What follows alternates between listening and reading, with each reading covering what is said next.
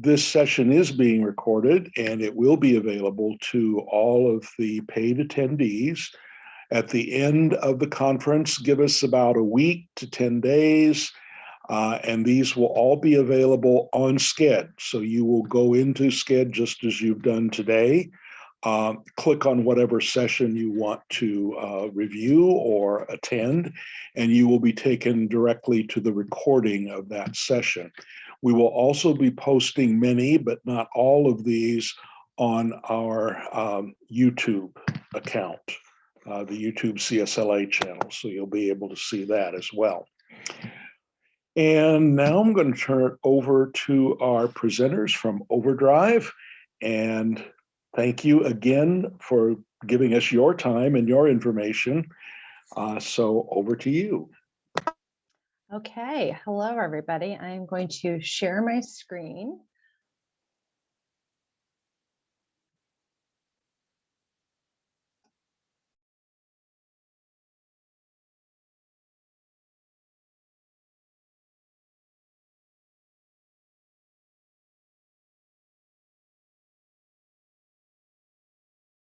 Sarah, you're muted.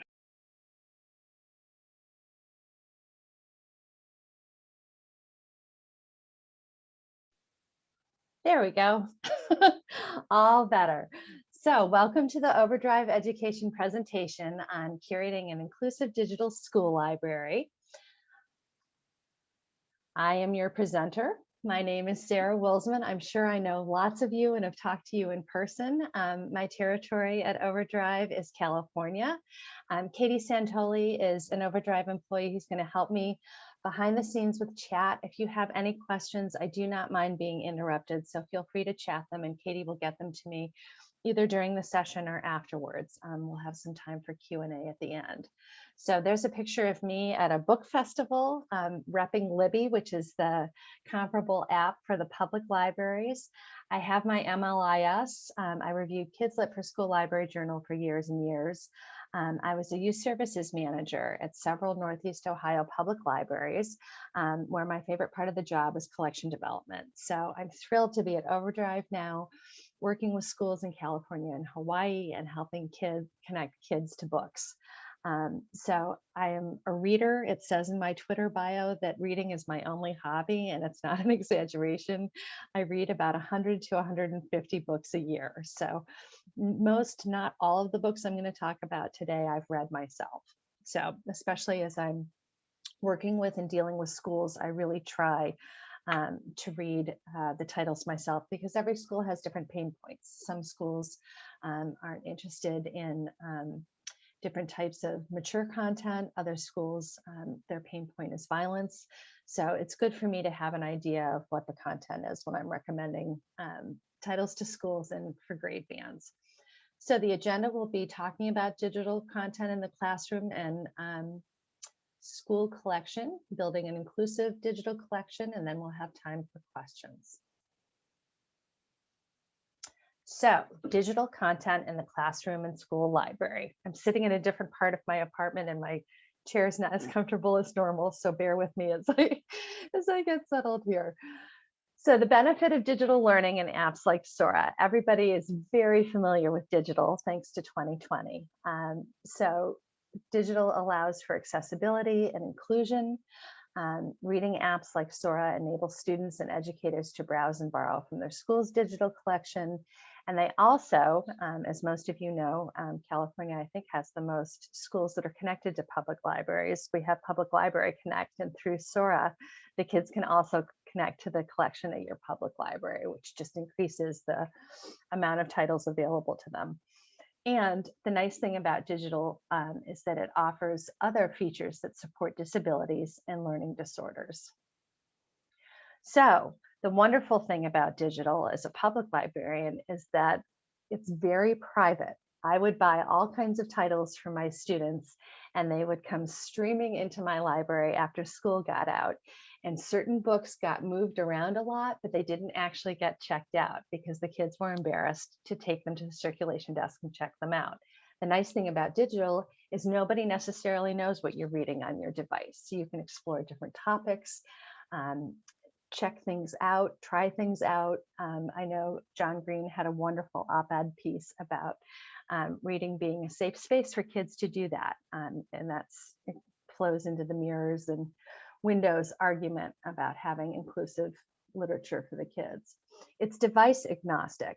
The nice thing is there are no more excuses. So we used to have kids come into the public library at 5 to 9 at night because they left their book at school and they didn't have it, or summer reading was due and they hadn't received the book yet. So the nice thing about digital is it's available 24/7. The kids can log into Sora, download a book instantly, or an audio book if the ebook is checked out. And if they're at home and they left their Chromebook at school, they can log into the Sora app on any computer, any phone, any tablet. It's going to open the same title up in the same spot, no matter how they access it. There's a multilingual interface. Kids can change the language that the instructions are in, which will help people that are not native English speakers. There's a high contrast mode, a screen reader support, and a dyslexic font. So kids are able to personalize how their material appears. They can speed things up. In audio too, people have different preferences for that. Different text sizes, fonts. I will tell you the best excuse I've heard in digital, it's my first one, is we had one title where the kid put the text into dark mode, and for some reason only the photographs appeared, not the text in the white font like it's supposed to. And that was the excuse for the not doing the homework. They could have switched it back to normal mode, but they got off on a technicality. So for most for most parts, digital is available and device agnostic. The fun thing about Sora is there are badges. So we just added a whole bunch of different genre badges. And I know some people think that Sora looks a little juvenile, but even when we're doing demos, we're really excited when we click on a different genre and we get the badge. So it's just a fun added benefit. And you can do reading contests with the different badges. I have a couple schools in California that are doing that, which is super fun. So why is digital so good for struggling readers? It comes in a lot of different formats. If you haven't checked out an audiobook recently, I highly recommend that you do so. Audiobooks are getting very sophisticated with full casts. There are books like Sadie and I can't think of the other title, but they're so much better in audio than they are as books because they have sound effects, they have different voices. Sadie sounds like a podcast. It's just awesome on audio. I think personally that read-alongs are our best product. They pair text with professional narration. They're great for reluctant readers, emerging readers, people who are not native speakers, because it gives you that pairing of the text with the pronunciation. And there are also a lot of read-alongs for older students. So don't just think of this as younger Pete the Cat type stuff. There's some great high-lows from Orca. There's some Star Wars titles. There are a whole bunch in the Star Wars have the sound effects. So there's some great titles in there. They're a little tricky to find. If you're one of our partners and you look for them in Marketplace, you're going to want to go into advanced search and then look under special features, and that drag down will take you to the read-alongs. So just a pro tip, and if you forget it, feel free to ask your account manager or your content specialist like me. And then graphic novels and comics. I know you guys are the choir and I don't have to preach to you because you're all school librarians. Obviously, there are so many award winners now, and you can bring graphic novels into the classroom. So Gareth Hind has done all the Shakespeare ones. There's some great nonfiction ones. So make sure that you offer your students different formats because it's fun when they can check it a different type out. And some people are more visual learners, and the panels of the graphic novels really help break down the plot and the language and makes it more understandable and accessible for them. So building an inclusive digital collection. Not only do we have the different formats and all of the things that students are able to adjust to make it a personalized experience for them, We want your collections to reflect your population. So in California, I have gotten requests for all kinds of different world languages, and we have them in Sora. And you all, I'm sure, are familiar with Dr. Rudine Sims Bishop and her mirrors and windows and sliding doors concept. So what we're hoping is that kids will see themselves in your library, see themselves in the books that they can check out. So we're developing a tool behind the scenes. I'm thinking that we'll be able to roll it out this year, that when we do a collection analysis for you, we're going to have a tool that you can plug your collection into that will show you a pie chart. So you'll know that you have, 30% of your collection is Latinx. And if that matches your population, that's awesome. If it's a lot lower than your population, maybe you need to add some Latinx titles or some Spanish content, that kind of stuff. So it's going to help you evaluate your collection visually, which is a great way to do it. Students will see themselves in reading, and you're going to expose students to new perspectives. I think one of the benefits to being a reader is developing that empathy. I love reading books about different cultures. My current thing is Korean American. There are so many books that have just come out, especially great books for teens. And it's really fun to have insight into a different culture and how the family interacts, what the expectations are, all of that. And it initiates crucial conversations with your students. One of my favorite lists that I've made recently is called Families Like Mine. Not all families look the same. They haven't for a long time, but they especially don't now. And there are books that show foster families, adoptive families, families with gay parents, kids that are being raised by grandparents. So all of their experiences are reflected in literature. And it's good to show them that they're not alone or not the only one. Oops. Let me go back. No, sorry about that. I am going to go back. I went too fast.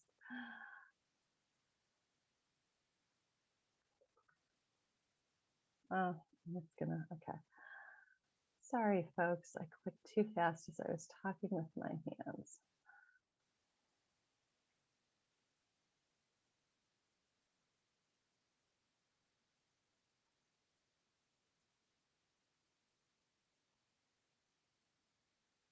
There we go. This is a good slide. That's why I wanted to make sure that you saw it. So what factors make a collection inclusive? Obviously, you want to get different ethnicities represented.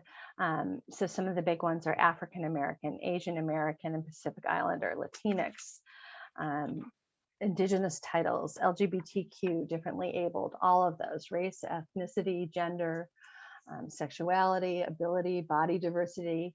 And one of the nice things now in current literature, especially with the award winners, is things are intersectional. So it's not just one. So a kid can be raised by a grandmother from a certain culture and perhaps have a brother or sister that's differently abled. So there are all kinds of talking points within these titles, and it just makes them more interesting and more fun to bring into the classroom. Other factors to consider are wealth. There are obviously so many different socioeconomic factors, location, maturity, all of that we'll take into account. And you can see from this great array of books, everything's out there. Those are some of my favorites. So now let's get into specifics. These are not necessarily the only books, they're just books that occurred to me. And of course, when I went to review my presentation, I could name 20 others in each category. For African American, there are great lists. Obviously, you can go to the Coretta Scott King Award lists. In OverDrive, we have the BC ALA list, which is the Black Caucus of the ALA. They came out with a great list of titles from 2020. I think it's in our featured tab right now, so it's easy to find. So if you don't know these titles, The Black Kids is a debut YA coming of age novel. It's set in LA. It's about Ashley, who's lived a privileged life. She's African American, but they consider this a historical novel, which shows my age. It's set in the aftermath of the Rodney King verdict. So Ashley's been living this privileged life with her friends in LA, and all of a sudden, after the verdict, she becomes one of the Black kids. So it's about her cultural and racial awareness, and it's got some really good talking points, because unfortunately, these situations continue to happen, like George Foreman.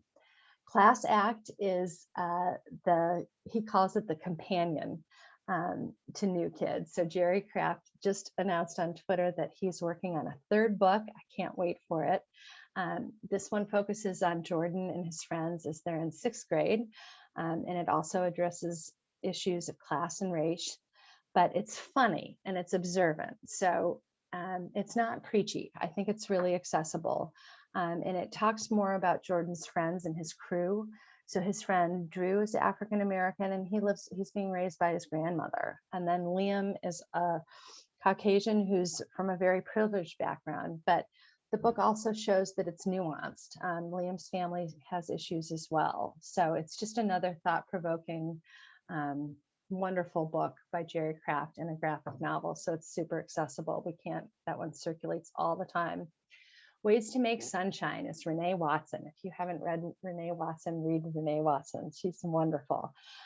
This one is a mid-grade about Ryan, who's a 4th grader, and she's a budding chef. Her family has just had financial setbacks. They had to sell their 2nd car. Her dad has to work the night shift. They had to move to a smaller house. But it shows all the family interactions, and it's actually a very positive and a very funny book. So that was one of my favorites. And I believe Renee is working on others in that series, the Ryan Hart series.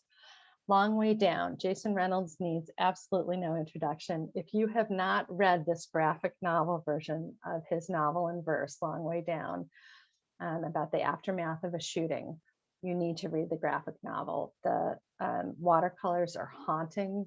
The panels are, they stay with you. It really, as much as I loved the novel in verse, the graphic novel really brings home the story. So serious titles, not so serious titles. And we have we have the SLJ list of Black Joy picture books, because there are certainly a ton of picture books that have come out in the last year that you need to include in your collection as well. So as I said, I've been on a huge Asian American Pacific Islander binge lately. There have been so many terrific books that have come out. Almost American Girl is a coming of age, I would say middle grade YA. There's not really any content in it that would make it exclusively high school. I think you could stretch it to mid-grade. It's an illustrated memoir like Hey Kiddo or American Born Chinese. It's about a Korean American girl who immigrates with her single working mom to Alabama. Talk about culture shock coming from Korea, from Seoul. But she navigates, it shows how she finds her identity, her talents, and it's a really positive graphic memoir. I really liked it. If you haven't read David Yoon, he is the husband of Nicola Yoon. They've just come out with their own imprint, which will be exciting to see. And he writes about, what does he say? He says nerdy Asian romantic leads, and his books are set in California. He's an Orange County kid. Super Fake Love Song is the latest, and Frankly in Love is the first novel that he had come out. And they're just fun. They're great reads. I would hand them to any teenager. Kelly Yang, I have 2 of her titles because she's such a wonderful author. Parachutes is her YA novel about Chinese students who come to America. They call them parachutes. They come from wealthy families in China, and they're hosted by an American family as they complete their schooling. It's supposed to help them get into better, probably Ivy League universities. So she comes to LA and she stays with a Latinx family with a single mom and her daughter. So that's an interesting cultural interplay. And both girls throughout the course of the novel have issues with consent. So it's got a lot of talking points. It's a great, I think teens would really like it and relate to it. Three Keys is Kelly Yang's sequel to Front Desk. Mia's family are Chinese American immigrants who manage a motel. That's what they do in front desk. They've now bought the motel.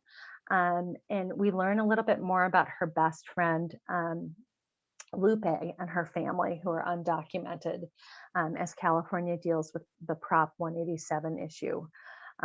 So her hero's journey continues. She's a very strong female character. And I will tell you, because I've gotten to peek behind the scenes, that our sweet reads for Sora Summer Reading have a lot of Asian American titles this year. So we have some more diversity coming your way, which is awesome. So for the Latinx books, obviously you can check out the Pura Belpre award winners. My favorite author is Elizabeth Acevedo. If you have not listened to her audiobooks, you need to. She reads them herself. She's an Afro-Dominican award-winning poet. She wrote Poet X. Clap When You Land is a YA novel in verse that alternates between two teenage girls' voices. The sort of surprise in the book is that they share a father. One lives in the Dominican Republic, one lives in New York City. He alternated his time between the two families. They didn't discover it until he dies. So they talk about the two cultures. There are consent issues in this as well.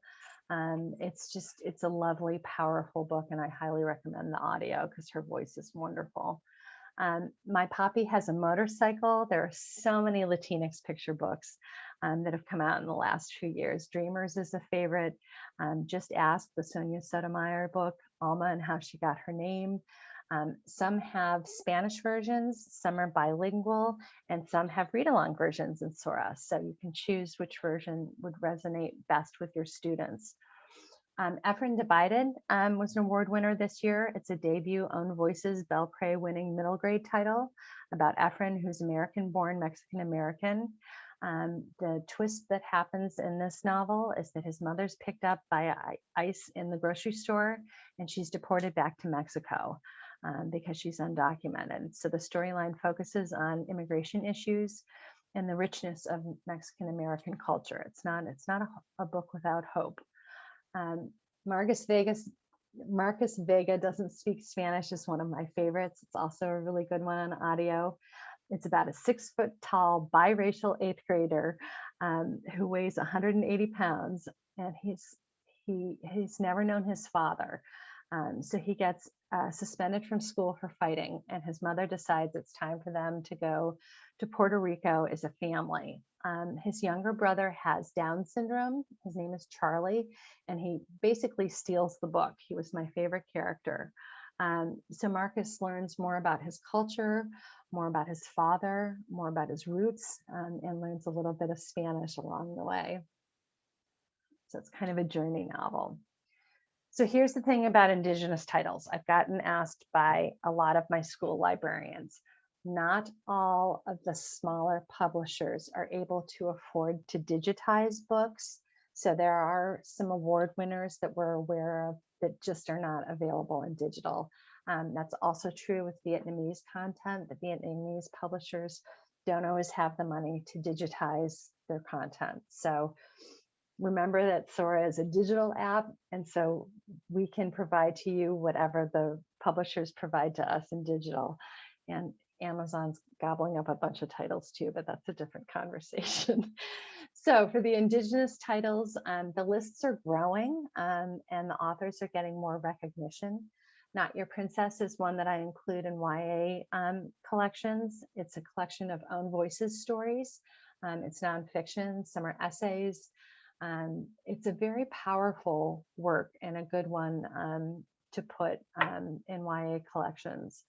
Marothes I have not read, but you can see all of the stickers on the jacket of the book.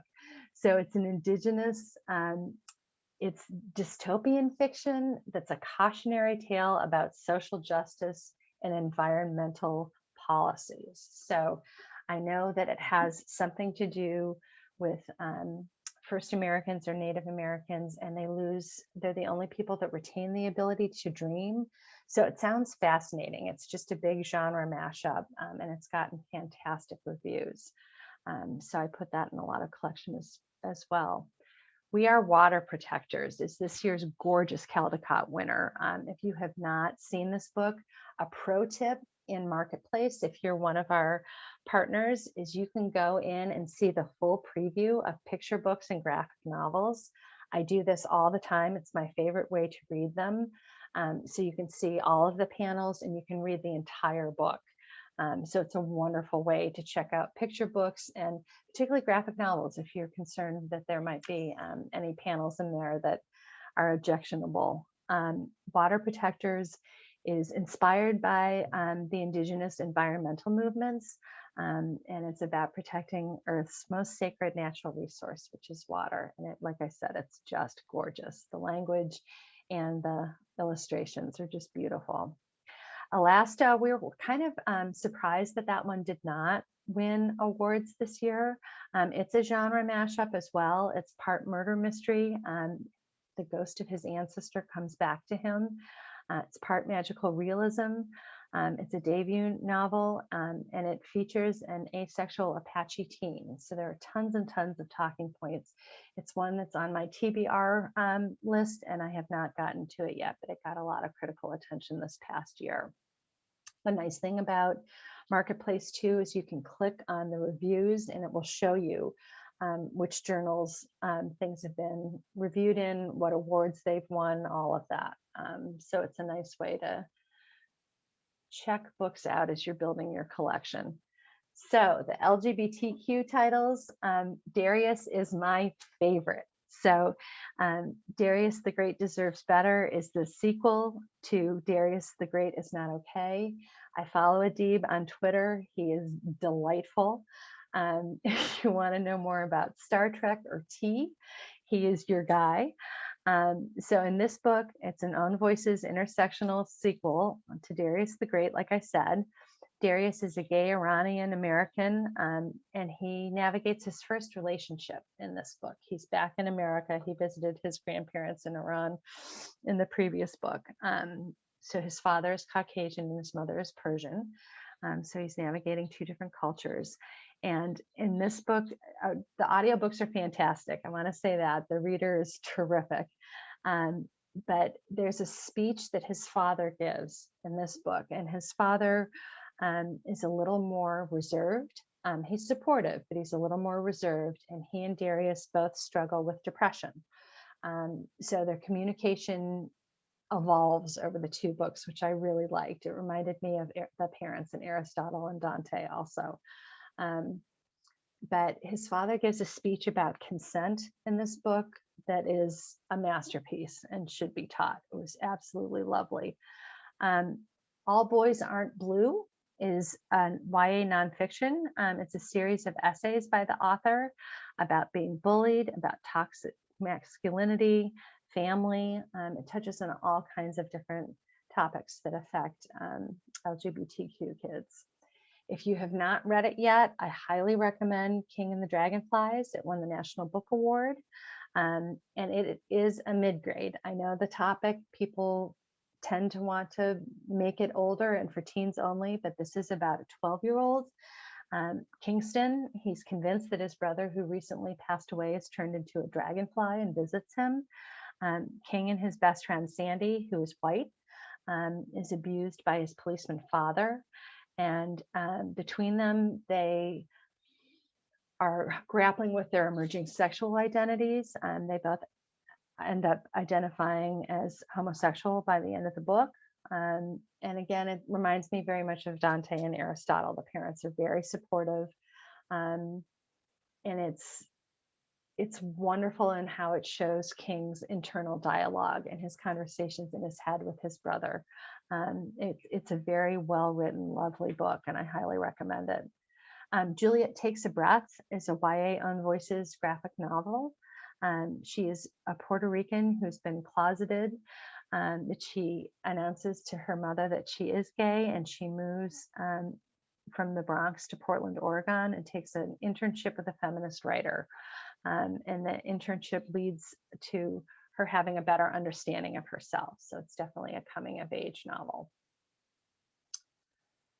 Differently abled titles. Schneider Award is the award that you want to look at for these types of texts. We tried to include both physical and mental differences in our lists at OverDrive. El Defo and Wonder probably need no introduction whatsoever. I hope all of you have them in your collections. They circulate like crazy across the country, but particularly in California. I want to point out, if you're not aware of it, that Rain Rain is written by Ann M. Martin, who wrote The Babysitter's Club. Yes, it's the same author. And this is about a high-functioning autistic 5th grade girl who's searching for her lost dog. And it's told in her voice, and it's really wonderful. It would be a great classroom book to introduce empathy and introduce differently abled issues. So Chester and Gus, Cami McGovern is an author who actually went to college with me. She has autistic children, so she writes about issues that she's experienced. Chester and Gus is a mid-grade about an autistic boy and his service dog. So I like that there are dogs in both of those. It makes it really accessible for your elementary kiddos. So I've included a list of resources. Diversity audits are all the rage, but how does one do one? So there are a couple articles that walk you through it. As I said, we're going to develop a tool for you guys to use to analyze your own collections in OverDrive. Obviously, the curriculum is window and mirror. That's been around for a while, but in case you haven't read it. And then the verbiage that I'm hearing around the classroom are these anti-bias classrooms, and we have PD lists for that as well in our resource center. And my favorite article that I read was what it means to decolonize the library. So I know you're all aware of those discussions going on. So where do you find this stuff? So in the OverDrive Resource Center, we have all of these lists that are maintained by your librarians at OverDrive. And I know that I update them obsessively. So I just added, what title did I add today? That they're adding to a movie's coming out soon, but we keep them updated all the time. So I've got Project Lit. I have, like I said, the BC ALA lists. We need diverse books on voices, all of those lists, all of the different cultures. They're Asian American authors and characters, African American authors and characters. All of those lists are in there. Many of them are grade banded. So we have recommendations for you at all those different levels. So I will be happy to take any questions. Again, these are not definitive lists, but just suggestions that I've read and enjoyed and seen over the last year or so. So Katie, I don't know if we had any chat questions. We did not, but I posted that resource link that you were just talking about for the recommended lists. But yes, if anybody has any questions at all, feel free to post in the chat. It sounds like Heidi said my library is just beginning with OverDrive. Perfect. Super. You'll be meeting us soon. Bailey is our account manager in Southern California. It's her birthday today. Happy birthday, Bailey. I saw that you were in here. Ty is the account manager for Northern California. Evan is our account executive. So if you're onboarding or new to OverDrive, you'll be dealing with Evan. And then we have a wonderful product support specialist who does all of the technical stuff behind the scenes, and her name is Allison. But we have a wonderful team. We've been working together for a couple years now, and we're happy to help you with anything you need. So it looks like we actually got a few just now. Okay. Wendy asked, not a diversity question, but we have Sora as a district and are having trouble getting kids to use it. Any suggestions? That is the trouble with digital, is that it's not visible. So you have to drive kids to it. So we highly recommend social media. We have in the resource center, there are also a bunch of kits where you can market Sora to teachers, to parents, to the district. There are tons of different ideas right now. We're in a School Stars contest where we highlight the best ideas that schools have used across the country. That's a great place to go steal ideas from. So there are a bunch of different resources. And again, you can contact your account manager. We're happy to do trainings. There are training videos. We can do them over Zoom. We're happy to talk to you and get your collection up and running and your kids engaged with it. Yes. Those are excellent suggestions. I think this is a really good one. Christina asked, what recommendations do you have for how to balance physical and digital collections? Yeah, that's a tricky one. I think the best use is to have good titles and enough copies of them. So I don't think you need every single title that's ever been out in digital. You want the kids to log into Sora if you're doing this for pleasure reading or independent reading, and see titles that they would want to check out in the physical library, and then enough copies so that they're not forced to put something on hold and they never come back to Sora again. So it's sort of that balance of not necessarily everything that's out there, but you want the best of the best so that you delight the kids when they come in. And then we also have a rental model where you can do class sets for ELA. So if the class wants to read To Kill a Mockingbird or whatever, you can rent copies of that for the period that they study that book. So there are different ways to do it. And again, your account managers, we're happy to talk about the best options for your budget, because we understand that there are budgets in schools and you need to spend your money wisely.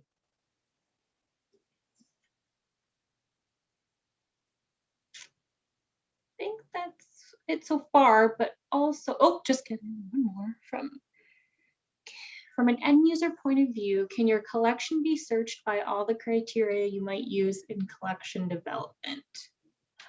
You can search by subject, and our best recommendation for kids to find stuff is to Curate, and that's a tool that allows you to display different collections in Sora.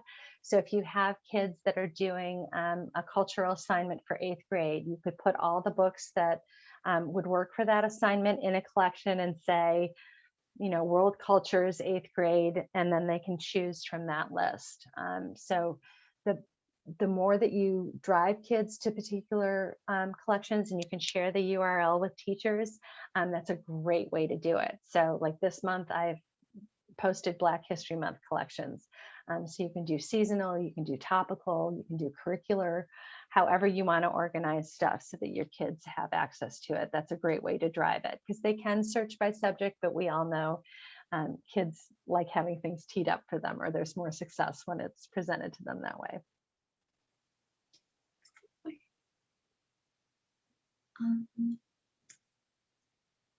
Yeah, if there are any other questions, I think you have the ability to unmute yourself if you would like, so you can feel free to ask verbally or in the chat too.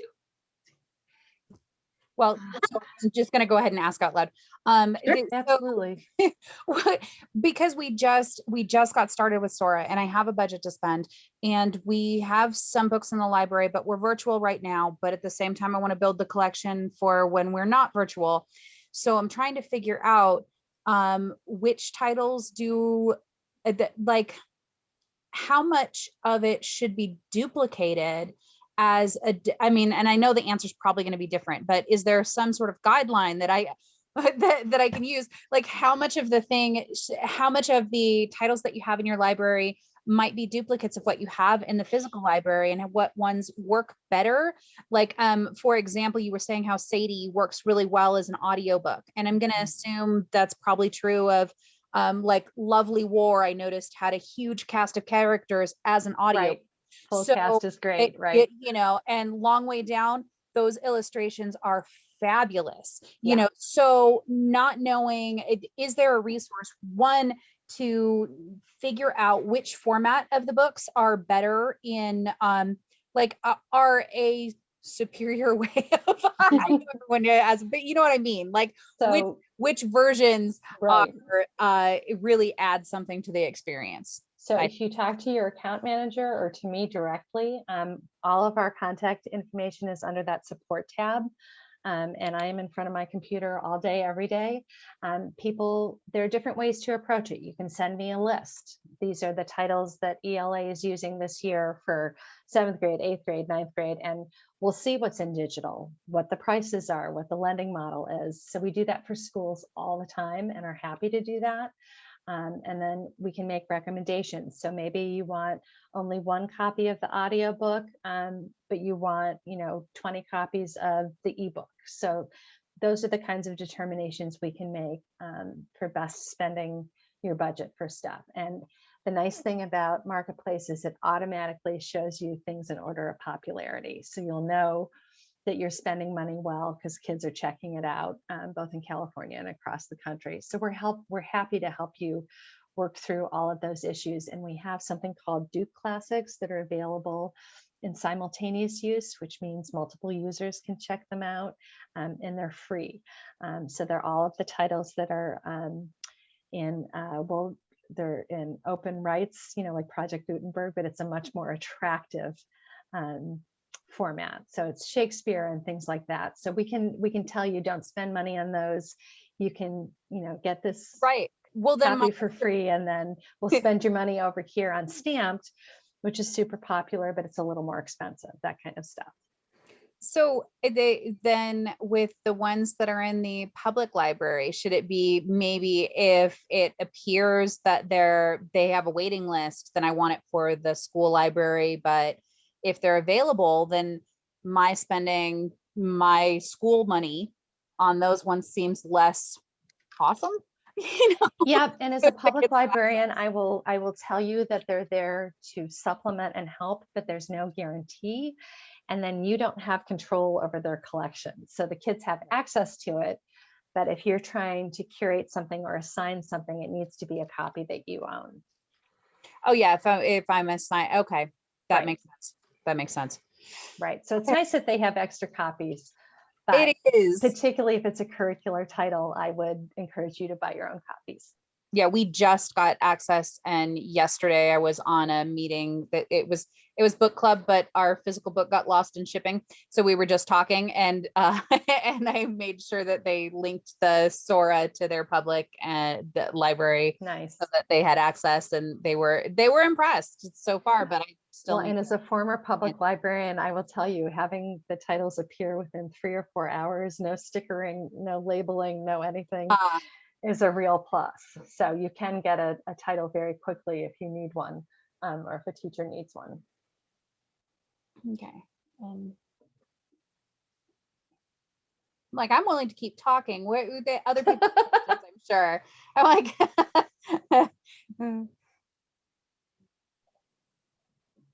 I think you're more than welcome to, Christina. The chat's a little bit slow, so if you have other questions, go. Right, fair enough. So do you happen to know whether Alexandria will link directly to OverDrive titles? I know that's probably covered somewhere in some of my that would be a videos, question for your products. Your product support specialist is your technical person.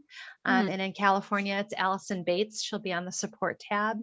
And she knows which, connect better, easier than others. So I know that you can download BARC records and put them in your, we have our system right now, and I don't think we're changing it immediately. And what I was hoping is that there would be a way that they could just check it out once they searched if they searched through my database, that they could go, oh, I want this book. Oh, it's an audio. Okay, I'll get it, the audio version rather than the other. So. Right. I know that you can download BARC records. So hopefully that's a yes, but I don't want to guarantee it because that's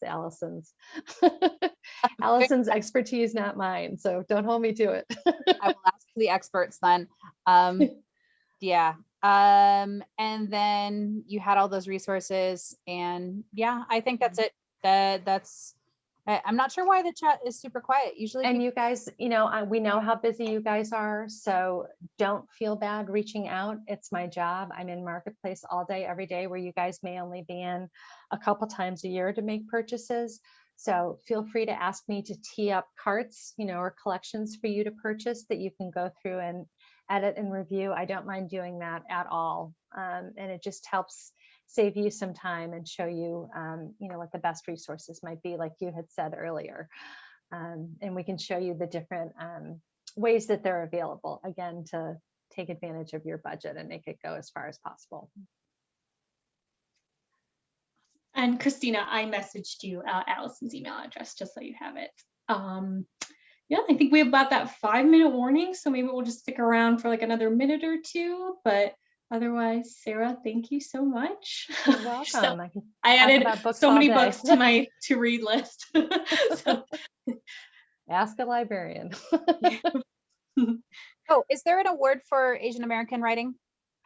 You know, I've seen some different ones, but there isn't an official one yet. But Okay. if you go on the diverse tile and then you go on stars and awards, it will show you different things that have come out. So, and we do have all the CYRM winners. Those So ones. Okay. we have all of those as well. Yep. And all the YMAs, all of that stuff. So those are good tiles to browse around on. Well, thank you, both of you, for presenting for us today. This is a really great resource, and it's wonderful that we have people here to learn about and explore, because there's so much there. And like every database that I've ever run across, the more you use it, the more useful it becomes for you. So we really appreciate your time today.